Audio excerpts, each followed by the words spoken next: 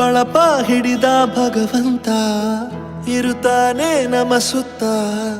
ಅವತಾರ ನಾನಾ ರೂಪವೋ ನಮ್ಮೆಲ್ಲ ಹಣೆ ಬರಹ ತಿದ್ದಿ ಬರೆಯಲು ಕತ್ತಲೆಯಿಂದ ಬಂತ ನಮ್ಮ ಕೈಯ ಹಿಡಿಯುತ್ತ ಕರೆದೊಯ್ದ ಬೆಳಕು ತೋರಲು ದಯವಾಗಿ ಗದರೋದು ನಮ್ಮ ಬೆಳೆಸಲು